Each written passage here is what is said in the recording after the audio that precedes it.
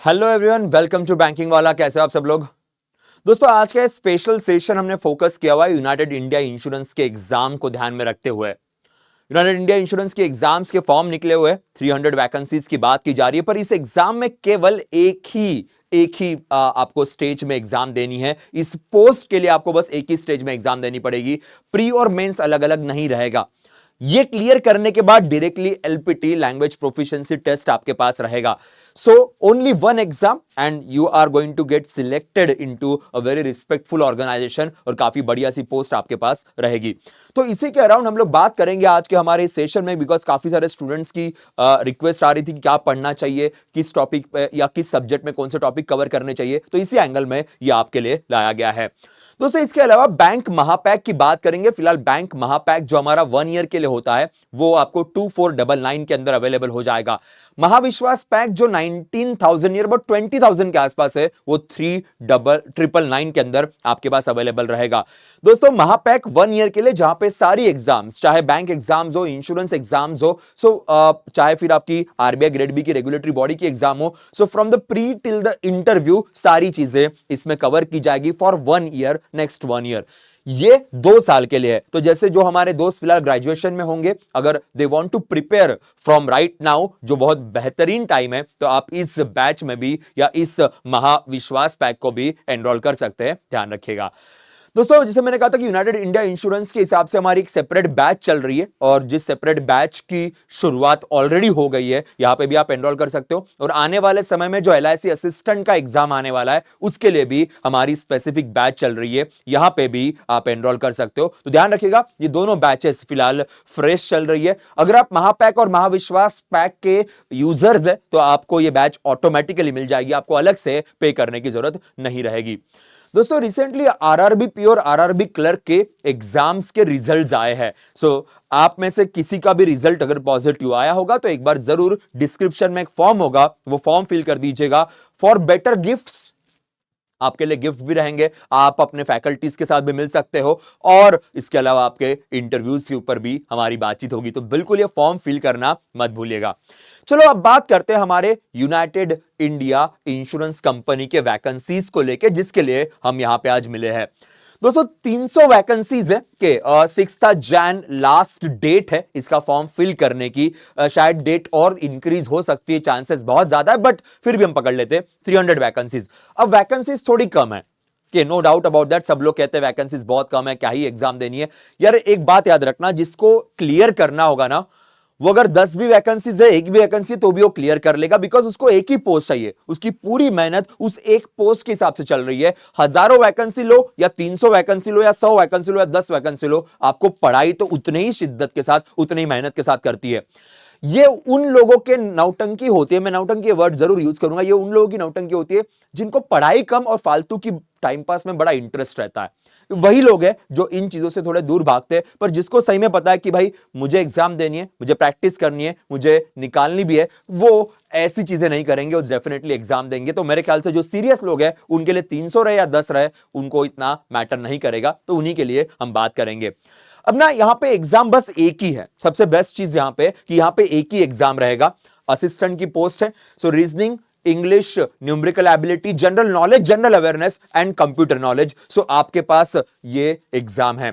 सब जगह पे 40-40 क्वेश्चंस है और 50-50 मार्क्स यहां पे डेडिकेट किए गए हैं। So total 200 questions and 250 marks. यहां पे सेक्शनल टाइमिंग के बारे में कुछ भी नोटिफिकेशन में नहीं लिखा गया है, नोटिफिकेशन में मेंशन नहीं किया गया है।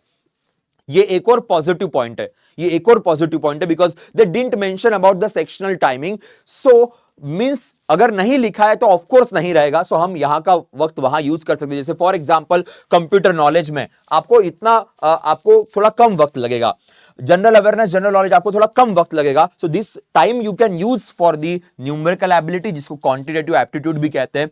रीजनिंग के लिए भी आप वक्त यूज कर सकते हो, इंग्लिश के लिए भी आप ये वक्त डेडिकेट कर सकते हो। तो काफी बेहतरीन अपॉर्चुनिटी यहां पे रहेगी।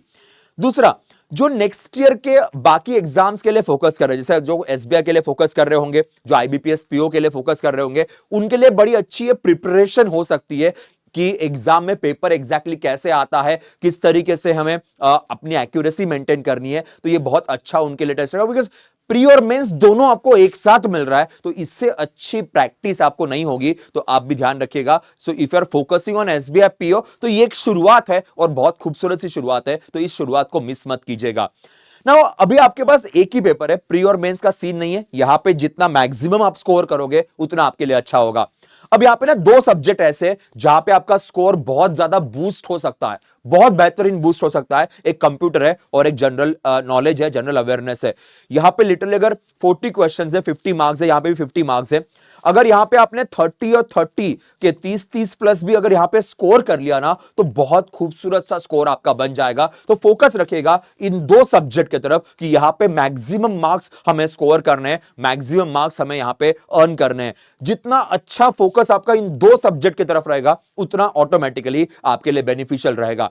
रीजनिंग और न्यूमेरिकल एबिलिटी, स्पेशली इन दो सब्जेक्ट में क्या होता है कि ऑन एन एवरेज लेवल पे सब लोग जाते हैं। जो एकदम एक्स्ट्रा ऑर्डिनरी हो बहुत एक्स्ट्रा, बट बाकी सब लोग ऑन एन एवरेज में ही जाएंगे। यहां पे थोड़ा वक्त भी ज्यादा लगेगा क्योंकि डिफिकल्टी लेवल प्री और मेंस मिक्स है ना, तो डिफिकल्टी लेवल थोड़ी सी ज्यादा हो सकती है। ऊपर से वैकेंसीज भी कम है, तो थोड़ा सा डिफिकल्टी लेवल ज्यादा देखने को मिल सकता है।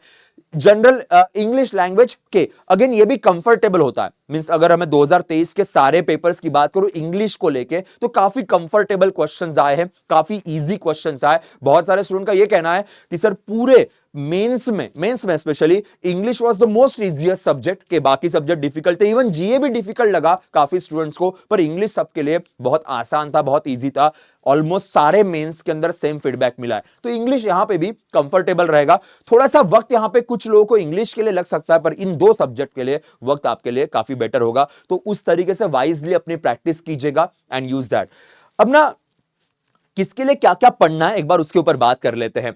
इंग्लिश लैंग्वेज के लिए अगर प्री और मेंस दोनों है, फिर भी आपको टॉपिक वही पढ़ने, ज्यादा डिफिकल्ट टॉपिक्स नहीं है या अलग टॉपिक भी नहीं रहेंगे। यहां पे रीडिंग कॉम्प्रहेंशन रहेगा, बट ऑब्वियस है क्लोज टेस्ट है, फिल इन द ब्लैंक्स है, पैरा जंबल्स है, पैरा समरी है, odd one out, para completion, then error spotting, नए स्पेशली न्यू पैटर्न की अगर बात करें, and sentence correction, sentence improvement. ये कुछ टॉपिक्स है, वही टॉपिक्स है जो नॉर्मली बैंकिंग के लिए हम लोग पढ़ते हैं। अलग कुछ करना नहीं है, बस इसी की प्रैक्टिस कीजिएगा।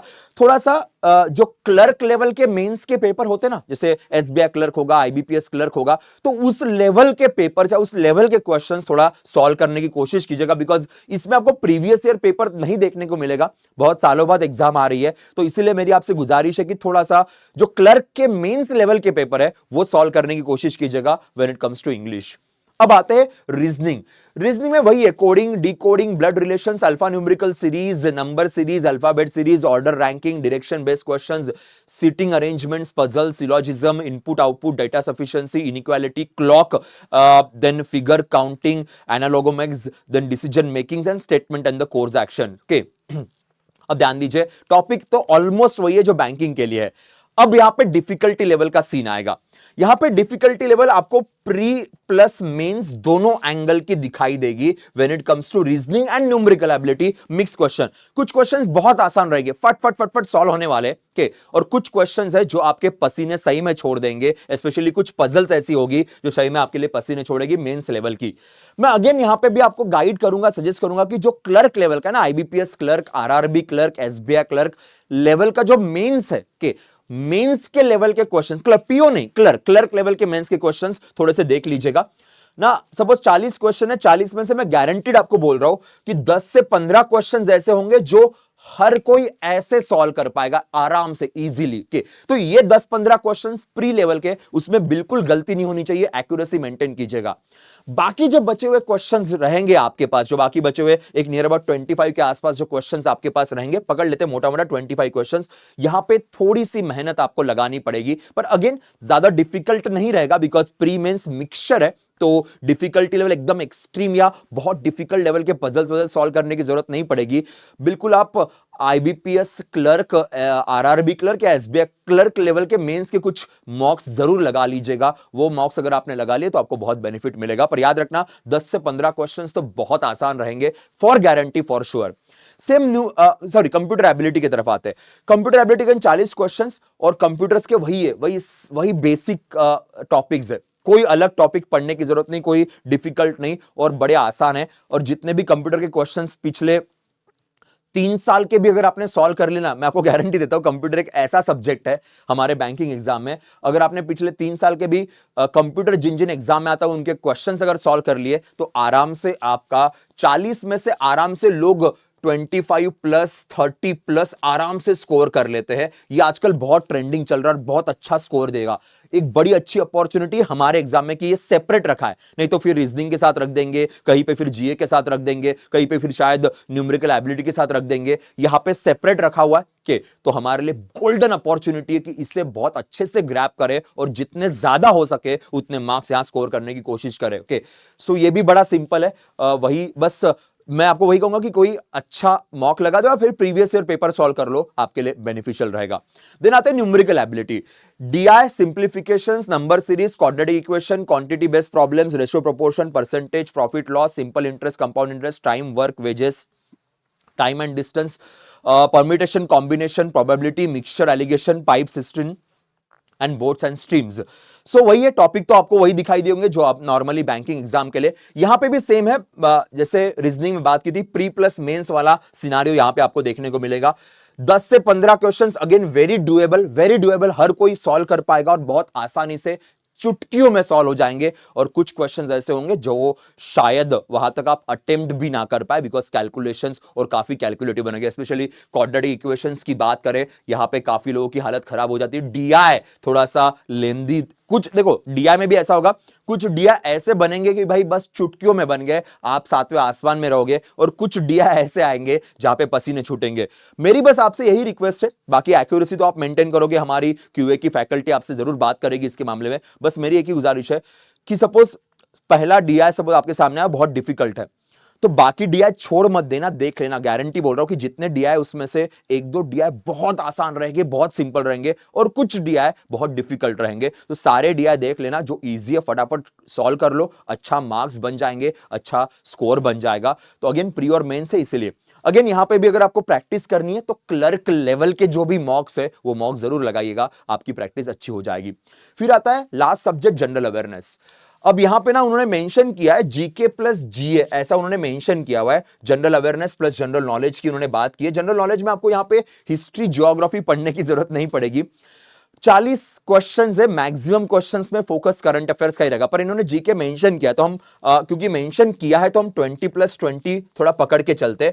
20 कौन से 20? मोस्टली यहां पे जहां लिखा है ना, जैसे इकोनॉमिक अवेयरनेस का स्टैटिक है, बैंकिंग अवेयरनेस का स्टैटिक है, फाइनेंशियल अवेयरनेस का स्टैटिक है। ये मोस्ट ऑफ द टॉपिक्स है कि ये मोस्ट ऑफ द टॉपिक्स यहां पे आपको रहेंगे स्टैटिक, जैसे इंश्योरेंस सेक्टर में क्या होता है, बैंकिंग सेक्टर में क्या होता है, फाइनेंशियल सेक्टर में क्या होता है, जीडीपी एग्जैक्टली क्या है। तो ये बेसिक चीजें आपको देखने को मिलेगी। प्लस यहां पे चांसेस बहुत ज्यादा होते हैं कि नेशनल पार्क, किसी कंट्री का कैपिटल, किसी कंट्री का करेंसी, ये कुछ पॉइंटर्स रहेंगे जिसका सीरीज मैं आपके लिए लेके आऊंगा, वहां पे बात करेंगे। और फिर 20 क्वेश्चन है करंट अफेयर्स वाले। अब यहां पे करंट अफेयर्स कितने दिन का पढ़ना है, यहां पे मैं आपको बताऊंगा कि 3 से 4 मंथ के, 3 to 4 months, 4 to 3 months, बस इतना ही करंट अफेयर्स पढ़िए, ज्यादा पढ़ने की जरूरत नहीं। 1 year 6 months नहीं, नो नीड फॉर दैट। जिस तरीके से आजकल एग्जाम में क्वेश्चंस आ रहे, इतना भी अच्छे से पढ़ा तो भी चलेगा। याद रखना, करंट अफेयर्स का spectrum monthly magazine already PW के ऐप पे आपके पास है, आप उस मैगजीन से गो थ्रू कर सकते हो कि वो बहुत अच्छा मैगजीन है, साथ में पीछे क्वेश्चंस भी है। सो मैगजीन फॉलो करो, क्वेश्चंस सॉल्व करो 3-4 मंथ्स के, इनफ रहेगा एग्जाम के लिए। और यूट्यूब पे हम अलग से सीरीज भी चलाएंगे, और हमारी वैसे बैच भी चल रही है, जिस बैच में भी आप बिल्कुल एनरोल कर सकते हो। देखो मैक्सिमम स्कोरिंग सब्जेक्ट आपके 2 है, कंप्यूटर एंड द जीए, पर उन स्कोरिंग सब्जेक्ट के लिए पढ़ना भी पड़ता है। स्कोरिंग सब्जेक्ट इसलिए बिना पढ़े चले जाके बैठ जाए तो नहीं होगा। स्कोरिंग ये 2 इसलिए क्योंकि यहां पे जितने अच्छे मार्क्स आप स्कोर करोगे उतने ब्राइट चांसेस बनेंगे आपके सिलेक्ट होने के। तो इसलिए यहां पे थोड़ा सा मेहनत ज्यादा कीजिएगा, थोड़े एफर्ट ज्यादा डालिएगा। ओके, वैसे सब्जेक्ट वाइज भी हम आपके साथ बात करेंगे आने वाले समय में, डिस्कस करेंगे आपके साथ आने वाले समय में कि एग्जैक्टली कैसे कैसे पढ़ाई की जाए, और जीए के स्पेशल सेशंस भी आपके लिए शुरू किए जाएंगे। सो that's it guys from my side for the day regarding United India insurance. अगर आप के मन में और भी कोई दुविधा है, कोई क्वेश्चंस है, कोई क्वेरीज है, तो आप डेफिनेटली पूछ लीजिएगा, हमारे कमेंट सेक्शन में डाल दीजिएगा, विल टॉक अबाउट देम, उसके ऊपर हम लोग बात करेंगे। Okay, so that's it guys from my side for the day, will see you in the next session. तब तक के लिए bye bye, take care, safe रहिए, सुरक्षित रहिए और अच्छे से पढ़ते रहिएगा। बाय बाय।